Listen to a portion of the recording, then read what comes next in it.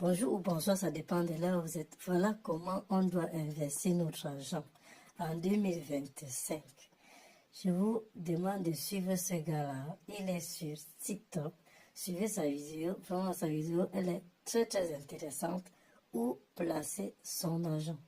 Les fonds communs de placement, FCP. Investir en groupe. Un fonds commun de placement ou portefeuille d'actions diversifiées, c'est un panier d'actifs géré par des professionnels. Plutôt que de choisir toi-même des actions ou des obligations, tu laisses un gestionnaire faire le travail à ta place. Avantage, diversification automatique. Par contre, l'inconvénient, c'est qu'il y a souvent des frais élevés et des performances variables selon la gestion. Troisième type de placement, les ETF. Simple et performant. Si tu veux investir en bourse sans te prendre la tête, les ETF, donc les fonds indiciels, sont la meilleure option. Ils suivent les performances d'un indice boursier. Exemple, le S&P 500, le CAC 40 ou le MSCI World. Les ETF ont très peu de frais et sont super accessibles. Même avec 50 € par mois, tu peux commencer à investir dans les ETF en espérant une performance moyenne de 7 à 10% par an sur le long terme. En gros, au lieu de choisir une action, tu investis dans tout un marché. C'est simple et efficace. Quatrième placement, l'investissement